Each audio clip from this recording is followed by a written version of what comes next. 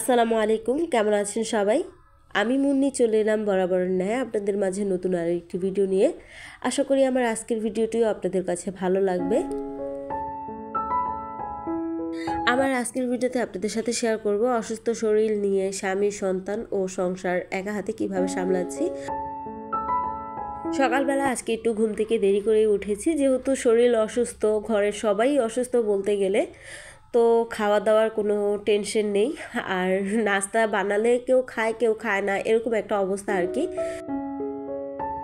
তাই আজকে একটু দেরি করেই ঘুম থেকে উঠেছি। দেরি করে বলতে 9টা বাজে উঠেছি। ঘুম থেকে উঠে সবার জন্য নাস্তা তৈরি করেছি, তারপরে সবাইকে নাস্তা খাইয়ে এরপরে এই যে নাস্তার যেই প্লেট বাটি ছিল এবং যেগুলো দিয়ে নাস্তা তৈরি করেছি ওগুলোকে ভালো করে ধুয়ে নিলাম। ওদিকে আমরা সবাই তো নাস্তা করেছি, তবে আমার হাজব্যান্ড কিন্তু এখনও নাস্তা করেনি। সে সকাল 9টা বাজে একবার উঠেছে, উঠে তারপর ফ্রেশ ট্রেশ হয়েছে, রেডি হয়েছে, দোকানে চলে যাবে। কিন্তু দেখছে যে মাথা ঘুরাচ্ছে, শরীরটা খুবই দুর্বল লাগছে, তাই আবার বিছানায় শুয়ে পড়েছে। বলেছে যে একেবারে দুপুরবেলা যাবে। কয়েকদিন ধরে আমার হাজব্যান্ড কিন্তু সকালবেলা একদমই দোকানে যাচ্ছে না। দুপুরের খাবার দাবার খেয়ে তারপরে 3টা বাজলে সে দোকানে চলে যায়, আসে রাত্রের 11টা বাজে। শরীর অসুস্থ দেখেই কিন্তু সে একটু লেট করছে দোকানে যেতে, আর না হয় কিন্তু সবসময় সে 8টা 9টা বাজলেই দোকানে চলে যায়, মাঝে মধ্যে 10টা বাজে। যাই হোক, নাস্তা করে এরপরে এই যে আমার যে পাতাবাহার গাছ ছিল, তো সেটাকে আমি একটু মুছে নিলাম। অনেকে আছেন গাছে পাতাগুলোকে স্প্রে করে দেন, আমার কাছে যেহেতু স্প্রের বোতল নেই, সেই জন্য আমি এই যে একটা রুমালের সাহায্যে আমি পাতাগুলোকে মুছে নিলাম। আমি কিন্তু সপ্তাহে একবার হলেও এই পাতাগুলোকে এভাবে মুছে দিই। আর প্রতিদিন তো গাছে পানি দিচ্ছি, পাশাপাশি পাতাগুলোতে আমি পানি ছিটিয়ে দিই। গতকাল আমি বাসায় ছিলাম না, তো আমার হাজব্যান্ড দোকান থেকে দুপুরবেলা বাসায় আসার পথে শিং মাছ কিনে নিয়ে এসেছে, একেবারে তাজা শিং মাছ। আর সেগুলোকে পরের দিন সকালবেলা আমার শাশুড়ি ফ্রিজ থেকে বের করে তারপরে ভিজিয়ে রেখেছিল। আমি কিন্তু জানতামই না যে ঘরে শিং মাছ কিনে নিয়ে এসেছে, আমাকে একবারও বলেনি। তো সকালবেলা আমি যখন নাস্তা তৈরি করব এসে দেখি যে বেসিনে শিং মাছ ভিজিয়ে রেখেছে। যাই হোক, সেগুলোকেই সকাল থেকে আমার শাশুড়ি কুটা বাছা করে তারপরে ভালো করে ঘষে মেজে আমাকে পরিষ্কার করে দিয়েছে। আর এই তো সেগুলোকে আমি ভালো করে ধুয়ে নিচ্ছি। আমি কিন্তু একদমই মাছ করতে পারি না, সেজন্য আমার হাজব্যান্ড সবসময় বড় মাছ আনলে বাজার থেকে কাটিয়ে তারপর নিয়ে আসে, আর ছোট মাছ আনলে সেগুলো আমার শাশুড়ি কুটে বেছে দেয়, আর না হয় আমার মা এসে কুটে বেছে ধুয়ে দিয়ে যায় যখন আমার শাশুড়ি বাসায় না থাকে। তারা দুজনই হচ্ছে আমার ভরসার জায়গা যখন আমার ঘরে মাছ আনা হয়। ছোট মাছ বলেন বা যে কোনো মাছ আমি যেগুলো করতে পারি না, তবে এখন একটু একটু করে ট্রাই করছি, কেননা সবসময় তো আর তাদের উপর ভরসা করে বসে থাকা যাবে না। মানুষ ক্ষণস্থায়ী, মানুষ কিন্তু চিরস্থায়ী না। যখন তারা থাকবে না তখন আমি কি করব, সেই জন্য এখন আস্তে আস্তে করে মাছ কোটাকাটি শিখতেছি আর কি। আদা রসুন মাছ কোটাকাটি এগুলি কিন্তু আমার শাশুড়ি বাসা থাকলে সেই করে দেয়। যাই হোক, এই যে এখানে কথা বলতে বলতে আমি শিং মাছগুলোকে ভালো করে ধুয়ে তারপরে বক্সে রিফিল করে নিয়েছি।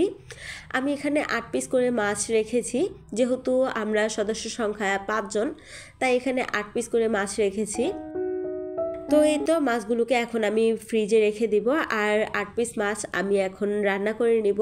আজকে দুপুরে আমি আলু দিয়ে শিং মাছের ঝোল করব, সাথে ডাল, শুটকির বাগার, এগুলো দিয়ে আমরা দুপুরে খাওয়া দাওয়াটা করে নিব। সেগুলো আর আপনাদের সাথে শেয়ার করছি না, ভিডিওটা অনেক বেশি বড় হয়ে যাবে। আমার ভিডিওটি দেখতে দেখতে যারা আমার ভিডিওর সঙ্গে এ পর্যন্ত চলে এসেছেন, আপনাদের সবাইকে অনেক অনেক ধন্যবাদ। যদি আমার ভিডিওটিতে লাইক না দিয়ে থাকেন তাহলে প্লিজ আমার ভিডিওটিতে একটি লাইক দিয়ে দিবেন। আপনাদের একটি লাইক আমার ভিডিওটি আরও অনেক জনের কাছে পৌঁছে দিবে, মানে শেয়ারের কাজ করবে, তো সেজন্যই বললাম প্লিজ একটি লাইক দিয়ে দিবেন।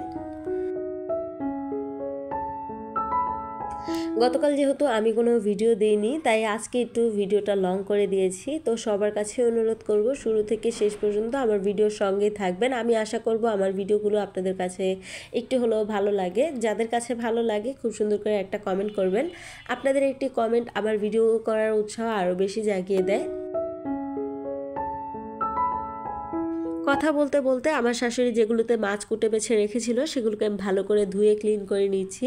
অনেকে আছে মাছ কুটার পরে যে সমস্ত পাত্র ব্যবহার করেছিল সেগুলোকে পানি দিয়ে ধুয়ে তারপরে রেখে দেয় জায়গা মতো, তবে আমি কিন্তু মোটেও এই কাজটা করি না। আমার কাছে এগুলো কেমন যেন গিনগিন লাগে আর কি।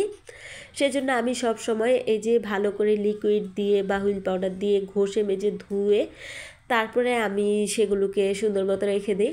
যেমন আমার শাশুড়ি মাছ কোটার পরে বটি ডিশ এগুলোকে পানি দিয়ে ধুয়ে তারপরে সাইড করে রেখে দিয়েছিল, কিন্তু এরকমভাবে রেখে দিলে না ঘরে মাছই আরও বেশি ঘোরাঘুরি করে। তো সেজন্য আমি সব সময় আমার শাশুড়ি ধোয়ার পরে আমি আবার সেগুলোকে লিকুইড বা গুঁড়া পাউডার দিয়ে ভালো করে ধুয়ে তারপরে সাইড করে রাখি সব সময় আর কি।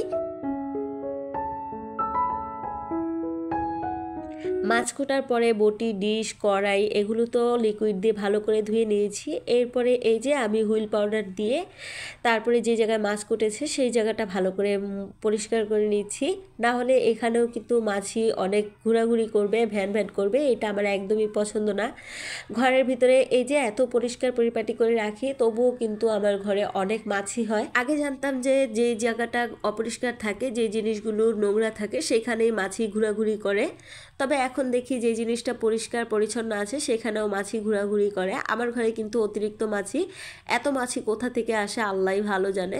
এদিকে আমি অফ ক্যামেরায় বাকি 2 রুম ঝাড়ু দিয়ে তারপরে চলে এসেছি আমার রুম ঝাড়ু দেওয়ার জন্য, আর সেটাই আপনাদের সাথে একটু শেয়ার করছি।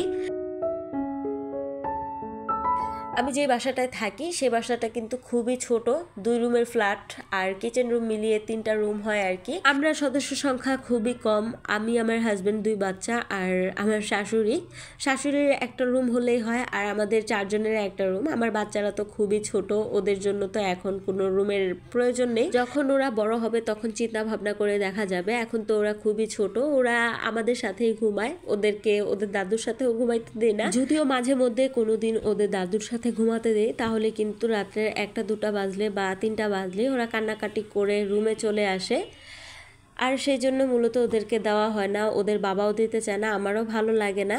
ওদেরকে যদি ওদের দাদুর সাথে ঘুমাতে দিই তখন আমার কাছে কেমন যেন লাগে, মনে হয় কি যেন নেই কি যেন নেই, রুমটা পুরো ফাঁকা হয়ে যায়। তো সেই জন্য এখন ওদেরকে দিচ্ছি না, যখন আস্তে আস্তে ওরা একটু বড় হবে তখন আস্তে আস্তে চেষ্টা করব আর কি। তবে বাচ্চাদেরকে 7 বছর থেকে আলাদা করে দেওয়া ভালো। কথা বলতে বলতে ওদিকে কিন্তু আমি ঘরটা ঝাড়ু দিয়ে তারপরে ময়লাগুলো উঠিয়ে নিয়েছি। তো আমি ঝাড়ু দিলে আমার 2 ছেলে সামনেই দাঁড়িয়ে থাকে, কখন আমি বলবো ময়লার ঝুড়ি দাও, তো আমি বলার সাথে সাথে কিন্তু আমার বড় ছেলে দৌড়ে ময়লার ঝুড়িটা নিয়ে এসেছে। তো যাই হোক, এই যে আমি অফ ক্যামেরায় চাল ধুয়ে তারপরে ভাতটা বসিয়ে দিয়েছি। ওদিকে আমার ডাল রান্নাটা বাকি, তরকারি রান্না কিন্তু হয়ে গেছে, আর এদিকে 1:30টাও বেজে গেছে। আমার ছেলেদেরকে পাঠিয়েছিলাম ওদের দাদুর সাথে নিচে, কেননা ঘরের ভিতরে ওরা প্রচণ্ড পরিমাণ বিরক্ত করছিল আর অসুস্থ শরীর নিয়ে বারবার ডাকাডাকি আমার একদমই ভালো লাগছিল না।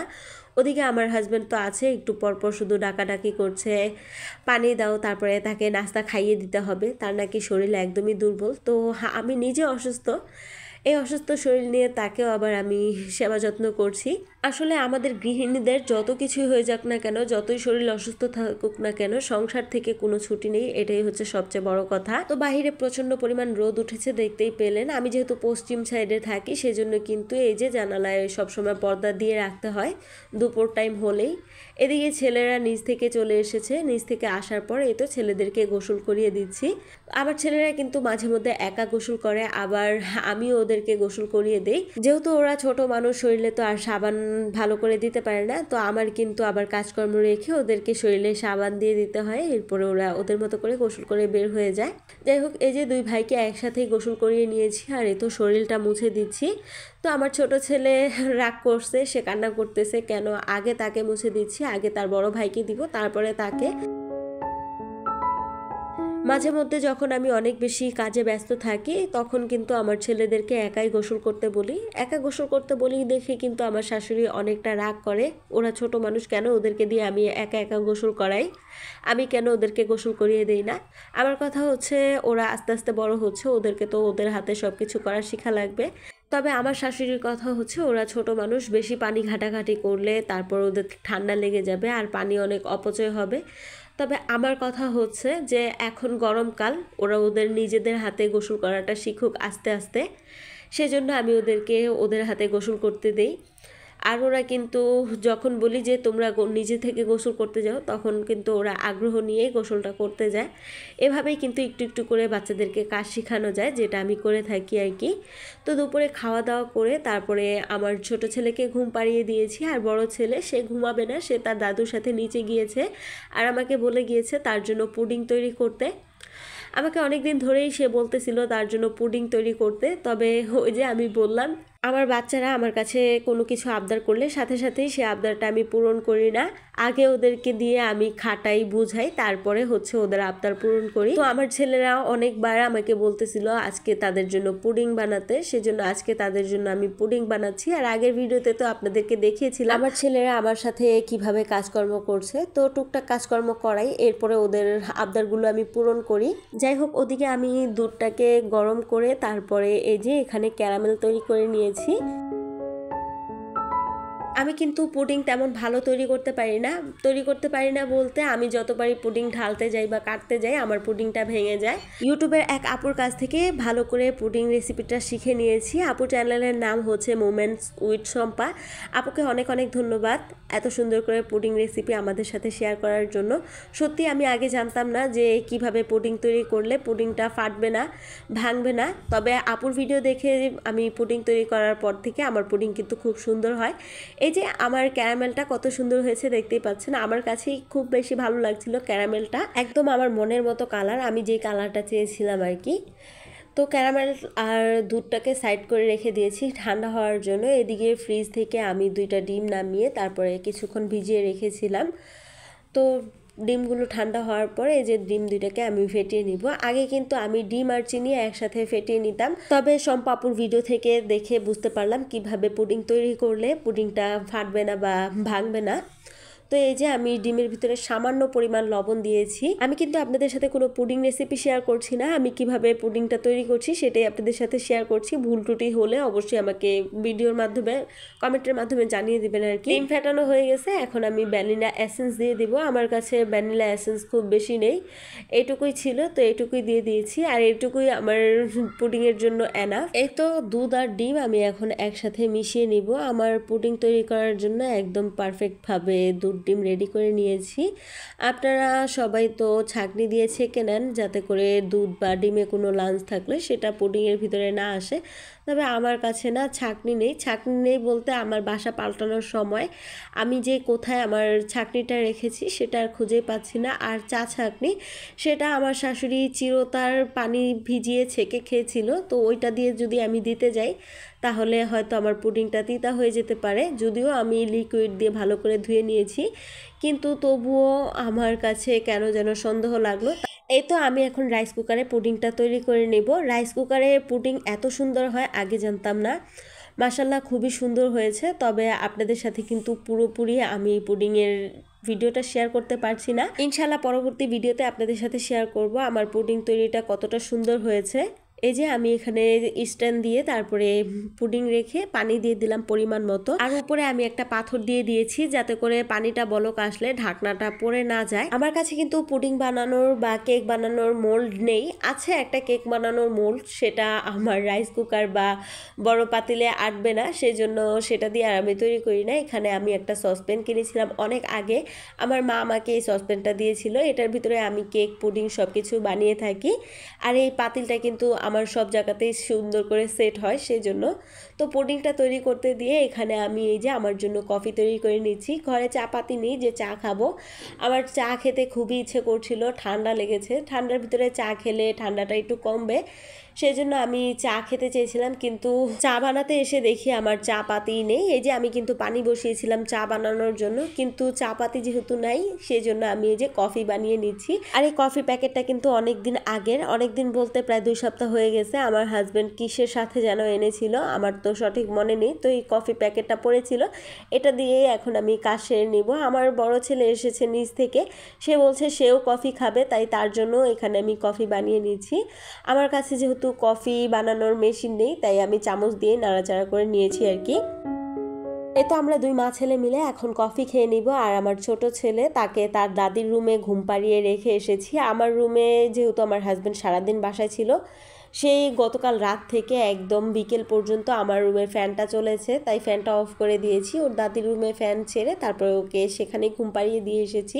এদিকে মা ছেলে কফি খেতে খেতে আমাদের পুডিংটা কিন্তু সেট হয়ে গিয়েছে। তো এই যে আমি নামিয়ে নিয়ে এসেছি শুধুমাত্র আপনাদের সাথে একটু শেয়ার করব। তবে এখন পুডিংটা আমি প্লেটে ঢালতে পারবো না, ঢালতে গেলেই ভেঙে যাবে। তো এটাকে এখন আমি নর্মাল ফ্রিজে রেখে দিব। তারপরে রাতের বেলা আমার হাজবেন্ড আসলে তাকে সাথে নিয়েই পুডিংটা শেয়ার করব আপনাদের সাথে ইনশাআল্লাহ। সে পর্যন্ত সবাই সঙ্গে থাকুন, ভালো থাকুন। ভিডিওটি ভালো লাগলে লাইক শেয়ার এন্ড সাবস্ক্রাইব করবেন। আল্লাহ হাফেজ।